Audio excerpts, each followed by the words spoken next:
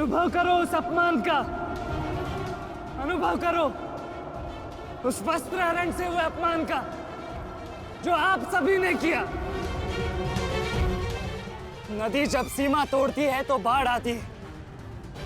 आज आपकी पाप की धारा की बाढ़ में आप स्वयं बह जाएंगे काकाश्री।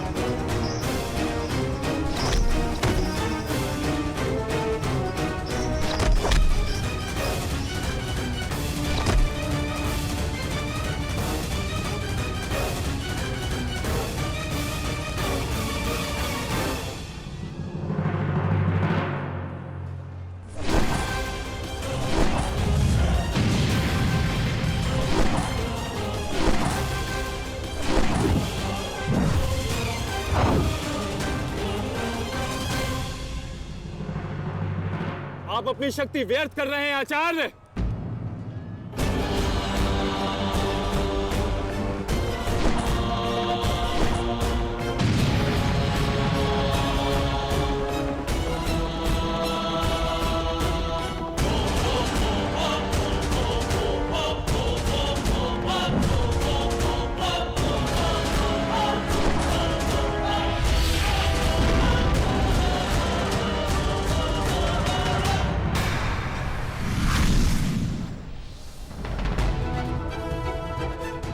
दुर्योधन को मेरी सहायता की आवश्यकता है।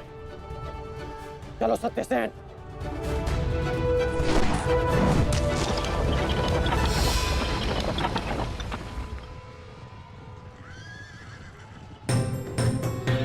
कहां चले अंगराज?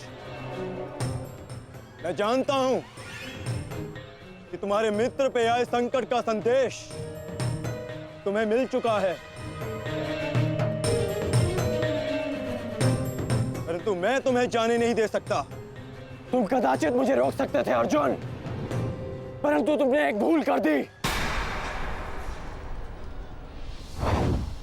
तुम अपने रथ पर नहीं हो अर्जुन। हाँ, वासुदेव तुम्हारे सारथी हैं, परंतु महाबली हनुमान का आशीर्वाद तुम्हारे रथ पर नहीं।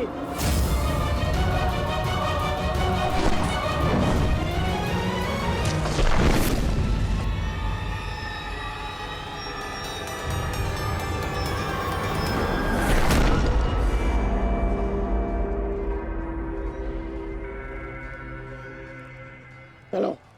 मैं अभी भी पराजित नहीं हुआ हूं कर्ण। तुम इस प्रकार द्रोण छोड़कर नहीं जा सकते।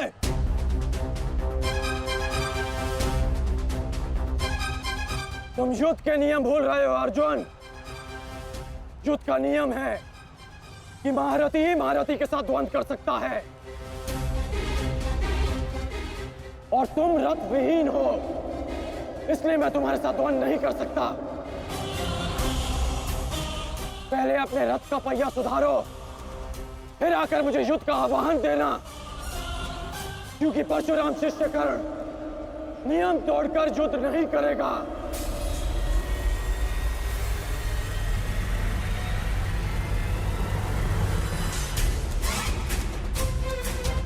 चलो सत्यसेन।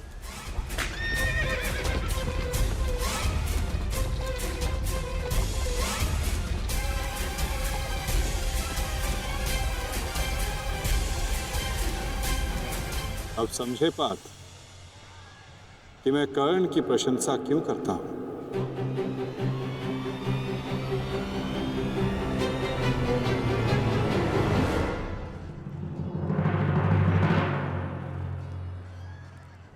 मानता हूं कि आपका वध करना काकाश्री की प्रतिज्ञा थी।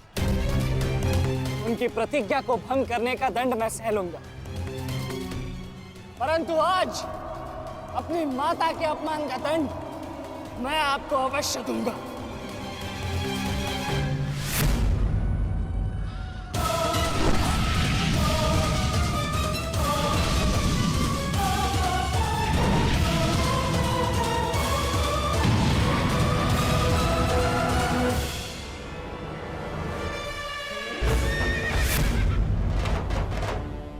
किसी की प्रतिज्ञा टूटे पर मेरी प्रतिज्ञा नहीं टूटेगी अभिमन्यु।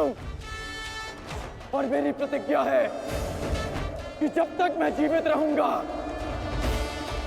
मेरे मित्र के प्राण नहीं जाएंगे।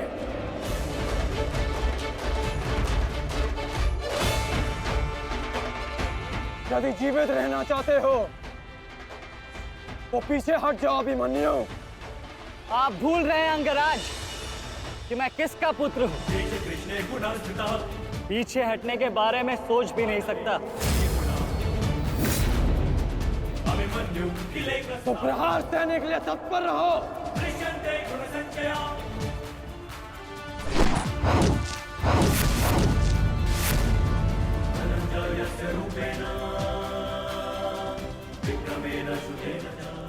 ये मेरे लिए पर्याप्त नहीं अंगराज।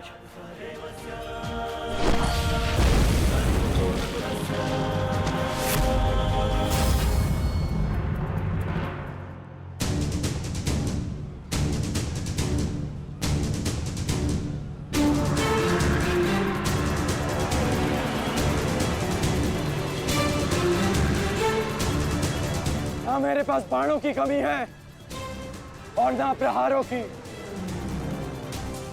ये अंतिम अवसर है अभिमन्यु, लौट जाओ।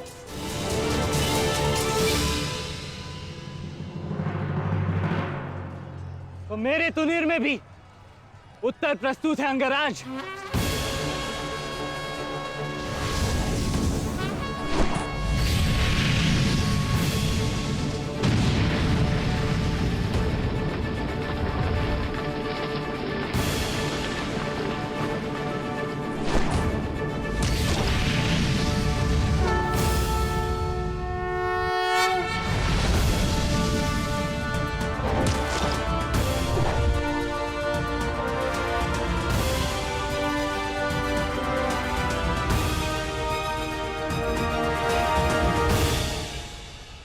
मैं तुम्हारा सामर्थ्य स्वीकारता हूं। तुम एक कुशल योद्धा हो अभिमन्यु, किंतु कुशल होने के साथ साथ बुद्धिमान होना भी आवश्यक है। लौट जाओ। यदि कल युद्ध करना चाहते हो तो आज जीवित रहना सीखना होगा।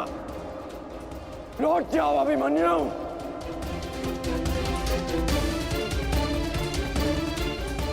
एक योद्धा के लिए आज या कल नहीं होता अंगराज। उसके लिए केवल वो ही पल होता है जिसमें वो मृत्यु के सामने खड़ा होता है। एक वीर योद्धा से सुना था मैं, हे मृत्यु, तैयार यदि तू आने को, प्रसन्न मुखा। द्वार खुला है, तेरा स्वागत, प्रसन्न मुखा।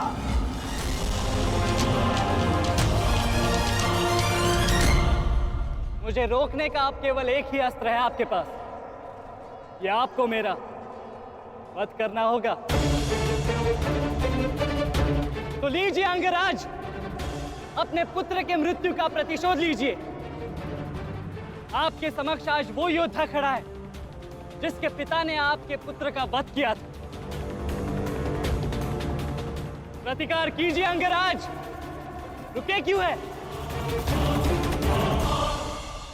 क्योंकि जो पीड़ा मैंने सही, मैं नहीं चाहता कि वो पीड़ा मेरा शत्रु भी सहे। कृष्ण ने अपना विकल्प स्वयं चुना था। वो रणभूमि छोड़कर जा सकता था, परंतु उसने मृत्यु चुनी। गर्व है मुझे तुम जैसे युवा योद्धाओं पर, जो अपना कर्तव्य पूर्ण करने के लिए सदैव तत्पर रहते हैं। मैं जानता हूं कि तुम पीछे नहीं हटने वाले अभिमन्यु, परंतु मुझे भी अपना कर्तव्य पूर्ण करना है।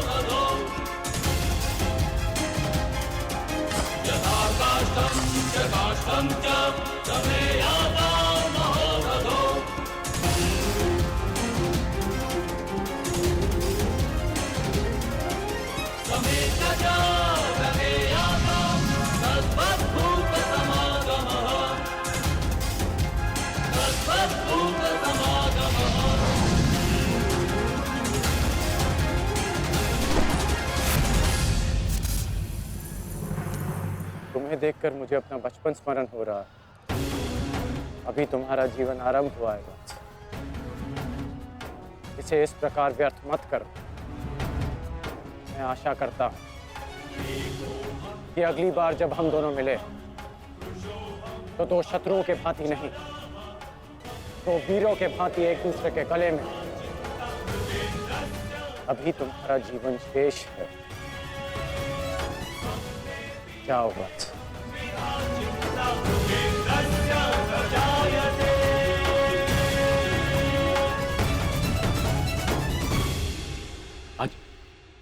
आज कौरवों की विजय हुई है गांधारी। पांडवों की एक अक्षुणी सेना को ध्वंस कर दिया है हमने आज। भीम हमारे एक भी पुत्र को क्षति नहीं पहुंचा पाया, एक भी।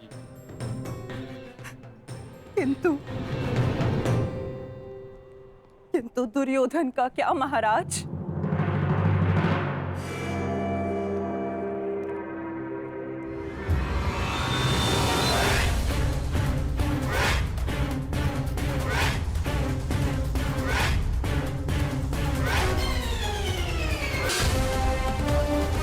मित्र,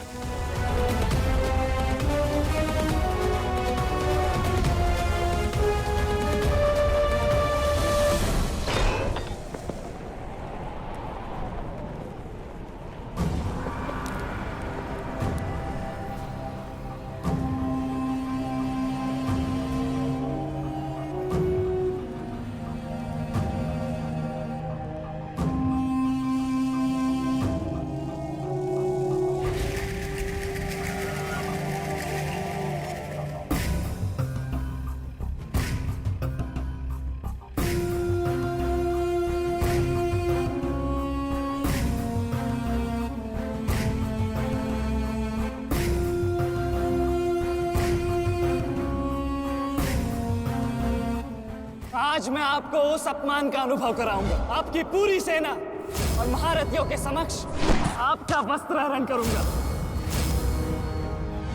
परंतु आज अपनी माता के अपमान का दंड मैं आपको अवश्य दूंगा।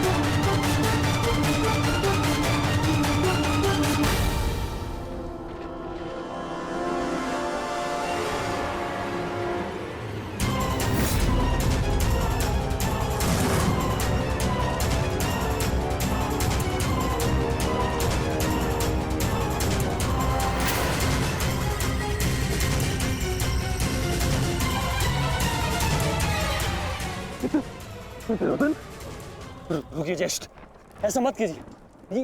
ये क्या कर रहे हैं आप? दुर्योधन, दुर्योधन, ये सब कुछ क्या है? आज के इस युद्ध में हमें विजय मिली है, फिर ये सब कुछ क्यों कर रहे हो तुम? ऐसी विजय जो अपमान की थाली में सजा कर मिले, ऐसी ही विजय से श्रेयस्कर है कि मृत्यु को पालूं। नहीं। मेरे जीवन में कभी मेरा इतना अपमान नहीं हुआ है। अब इस जीवन का और कोई मूल्य नहीं। मैंने ये युद्ध संपत्ति के लिए नहीं, अपने हट, अपने सम्मान के लिए बुलाई थी। अब जब सम्मान ही नहीं रहा तो इस विजय का मैं क्या करूंगा? मेरी सेना के सामने विश्व के महानतम योद्धाओं के रहते वो 16 वर्ष का बालक मेरे वस्त्र हरण कर गया और चेतावनी देकर गया है कि युद्ध में जब भी मिलेगा पुनः यही दोहराएगा। अब ये वस्त्र हरित दुर्योधन सम्राट बन भी गया। कैसे अपनी सेना से, अपनी प्रजा से आंख मिला पाऊंगा मैं? इस लज्जा के साथ मैं अब जीवित नहीं रह सकता। नहीं दुर्योधन, देखो अपने क्रोध पर काबू पाओ। देखो विजय हमारे निकट है दुर्योधन, मानो मेरी बात। छोड़िए मुझे मामाश्री, छोड़िए मुझे, अन्यथा इस अग्नि में मैं अपने आप से पहले आपकी आहुति दे दूंगा। छोड़िए मुझे। नहीं। छोड़िए, छोड़िए मुझे।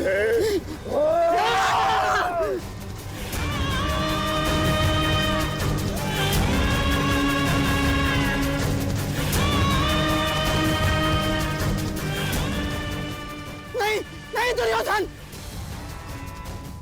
देख क्या रहे हो मूर्खों? कोई रोको इस अनर्थ को।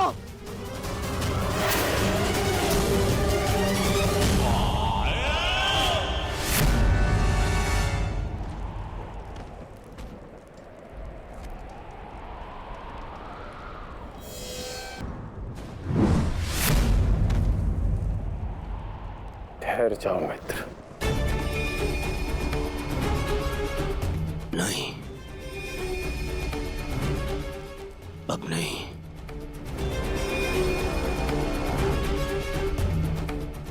क्रोध में विवेक मत खो बैठा। जो अपना सम्मान खो चुका हो उसके पास खोने को और क्या शेष है? ले लेने देते उस अभिमन्यु को मेरे प्राण, वीर गति तो मिलती। सारी सेना के सामने मेरा वस्त्र हरण कर गया वो बालक, जिन पांडवों का सर कटा हुआ देखना चाहता था उन्हीं का बालक मेरा सर झुका गया। संसार के सारे योद्धा देखते रह गए और वो बालक मुझे अपने बाणों के चक्र में फंसा गया। मैं ये अपमान सहन नहीं कर सकता। क्या करूंगा जीवित रह गए जब संसार के सामने शीश उठाकर चल भी नहीं सकता मैं। इसीलिए अब मैं अग्नि स्नान करूंगा।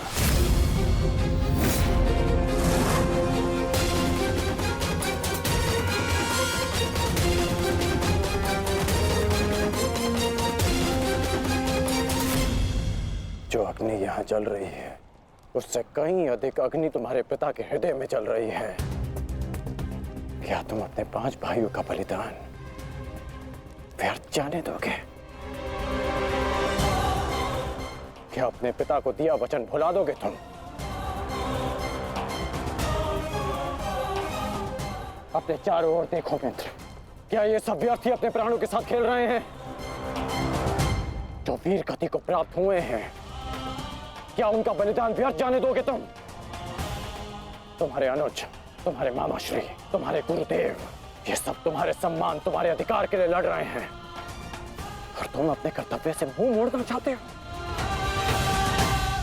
पूछो अपने सैनिकों से कि आज जो युद्ध में हुआ कि क्या वो उससे लज्जित हैं या वो कल युद्ध में उसका प्रतिशोध लेंगे? बोलो सैनिकों। प्रतिशोध लेंगे, प्रतिशोध लेंगे, प्रतिशोध लेंगे।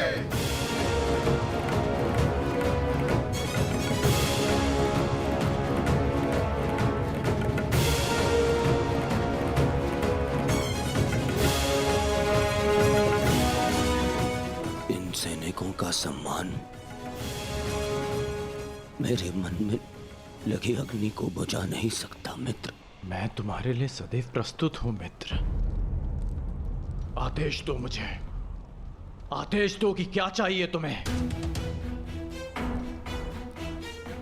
तुम्हारी पीड़ा को शांत करने की औषधि क्या है मित्र, बताओ मुझे।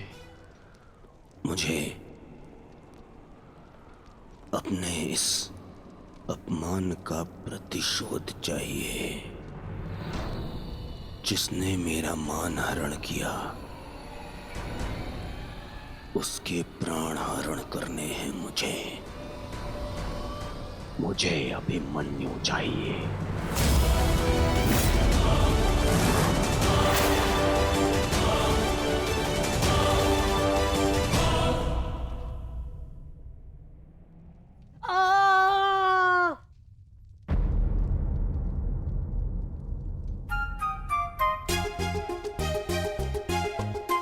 बहुत पीड़ा हो रही है ना इन्हें। पीड़ा